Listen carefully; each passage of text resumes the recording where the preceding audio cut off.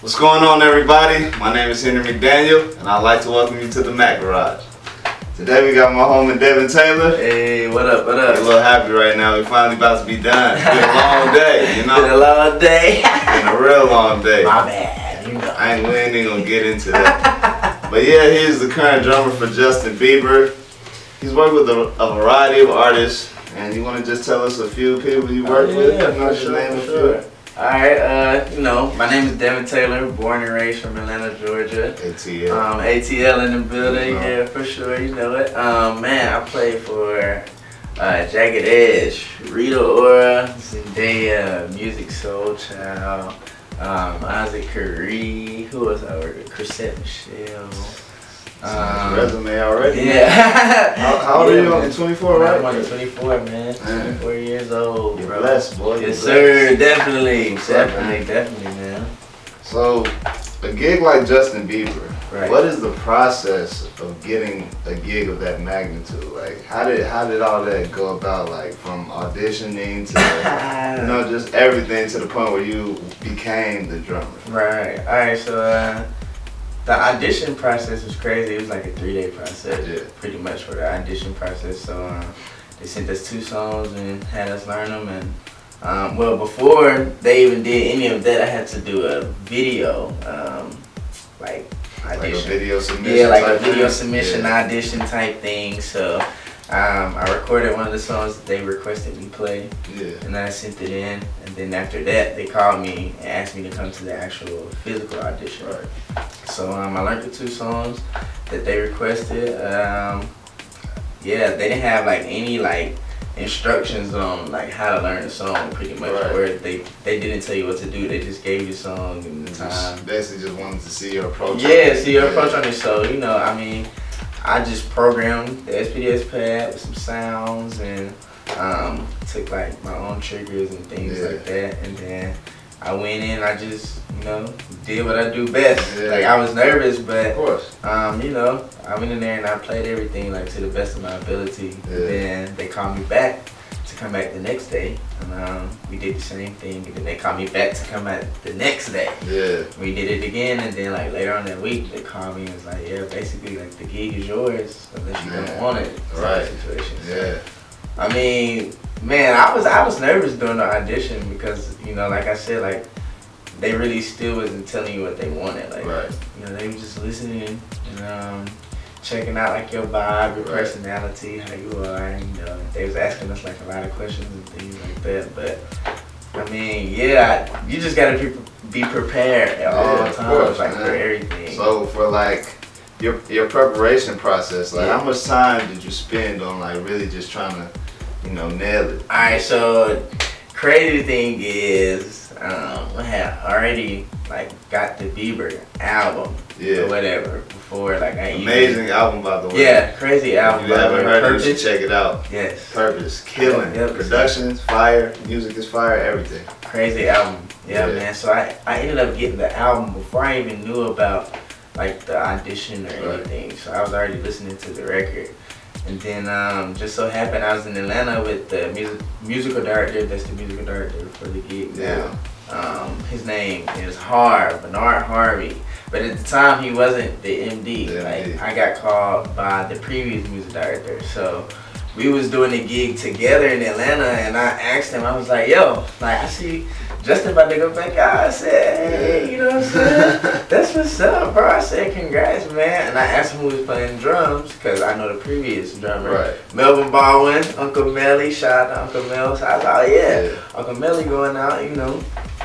And then he was like, nah, man, actually we're about to have auditions for it. You should audition. So I was like, oh, word, cool. But when he told me the date for the audition, I already had something like lined up. So man, I wasn't even gonna audition, bro. Like I was contemplating so hard. I was like, man, nah, or whatever. So he was just like, yeah, man, you should audition. So I was just like, nah, I can't, nah, man, nah, I can't do it. I already have something on that date. So you know, I was contemplating, going back and forth in my head, like, man, I really should, you know, think about doing this audition.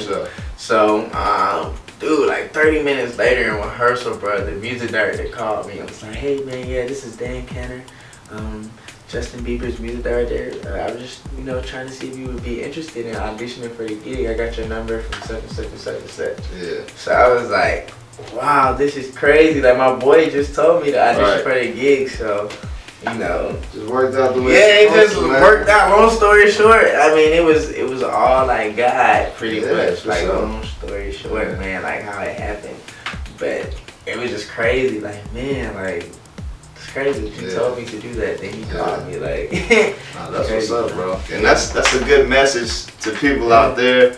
You know, feel like, you know, things ain't working out the way you would like them to. It's like you gotta always realize there's a time for it, and there's always gonna be your time. And that's just a good, you know, testimony that truly displays that, man. It's like something that's for you is for you. Nobody can take that from you. It's like somebody who wasn't even gonna audition for one of the biggest artists in the world. And it's like it still came around to where, you know, he ended up being a drummer anyway. So. And it's all about, bro. Thank you, man. Because you're blazing the gig. If you haven't seen him play the gig, you need to look up some videos or buy tickets to the concert. This dude is amazing, man. Oh man, thank you, man. Appreciate it. Thank you, man. That's what's up, bro. Definitely, man. Like what he said, you gotta have faith, yo. Like absolutely. You just gotta have faith with everything that you do. Like never give up on anything. Like even when it doesn't happen at that time, like he said, like everything happens at the right time. Yes. You know, I look at it as God's timing. So you just gotta be patient. You know, trust that it's all gonna work out for you, man. If you really believe in something that you do, your gift, whatever it may be, you gotta believe that it's gonna work out. You know? For sure. But yeah, bro.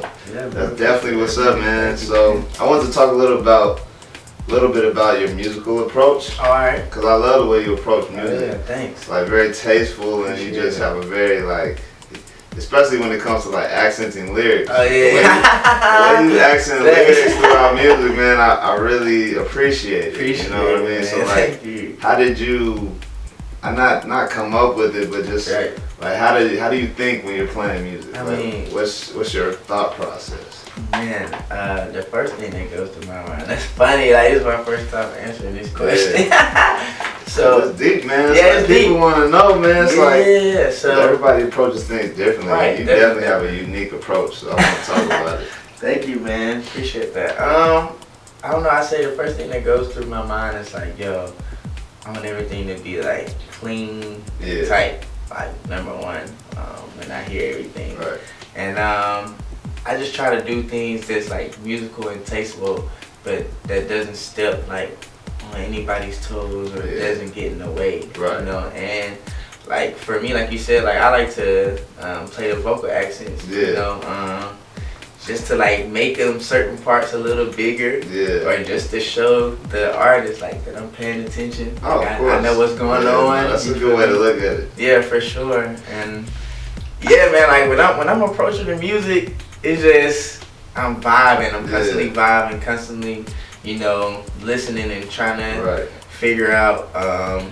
what fits and what doesn't fit. You know, what's tasteful and what's not tasteful, and how to just, you know what I'm saying, make the music pretty much come to life like the record. Absolutely. That's how I go about approaching it, man. Just like, man, first of all, I need to play the pattern that's on here so it can sound just like the record. So very important. Very important. That's the record first. You add later, but you gotta learn everything, all the patterns, especially like with this type of music. It's very particular. Yes, definitely. You know? So at any given point, if Pro Tools or tracks or the artist tell you like, I don't want to use any tracks, you can play that song and it sounds just like how it does on the album, like number one. And then after that, I just kind of figure out, you know, alright, now let's put the live drum element on top of it, sounding like the record. Like how can you, you know, play it and make it sound like the record, but also incorporate like live drums, but like don't overplay. Pretty much. And man, I just keep vibing. I keep playing, keep listening, and like even with the tour, like each day is something different. Like I hear something different that I can do, like that I haven't heard like in each spot, like or a different spot of the song, or just man, I didn't know that was right there. I feel the same way, man. Especially like like you said on tour, when you're playing the same show every night, it's always room for improvement. Yeah, improvement. It's always room to experiment. So I definitely feel you on that. Yeah, for sure. Definitely, bro. So I mean, hey, that's my little approach. You know, man, no, that's what's how up. I go about doing It's definitely things. a way to look at it. Man. Oh yeah, a good way to look man, at it. Good way. And you said like you try to make sure everything's clean. Yeah, everything is clean. I try to make sure everything is clean. It's like, as you can see today, like even when I mess up, it's just like, oh no, we gotta start over. Yeah, like, I already know. It's know? like you always gonna be your worst critic. So you wanna perfect as much as you can, and sound as good as you can. Right. So I get it. Yeah. But it's like for you, one thing about you, you're clean, but you have speed. Like, oh man, like it's not too many people that can play fast. Right. Like, and I'm not saying like fast to the point where it's just like clutter. 100 notes. Yeah, too much going on. Like it's clean. Oh man, thank you. It's very articulate. I appreciate it. It's like, how did you like work on your speed and develop that speed around the kid? Oh man, that's crazy. I don't know, man. Like I always just wanted to get faster. Like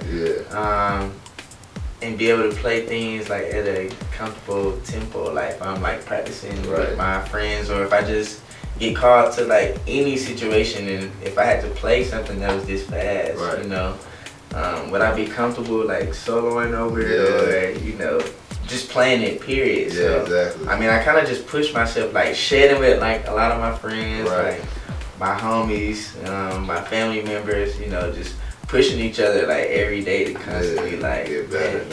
Get better, speed it up. You good and fast. Bro. Especially like listening to like a lot of my friends, like yo, and you guys know too. Like I'm not gonna say no names, but like a lot of our close friends are crazy, and it's like for you, why you on tour, man? Because this Justin Bieber tour is like over a span of like 2 years, right? Right. Yeah, so like being on the road that long, man, how do you get comfortable? Right? 'Cause I've been on the road, the longest I've been out was 3 months. Right. So it's like on a span of like 4 to 5, 6 months at a time. Like how do you cope? I mean, it's hard. It's hard to cope, bro. It's like for me, I mean, I got comfortable being around like, you know, my friends and my tour family. Right.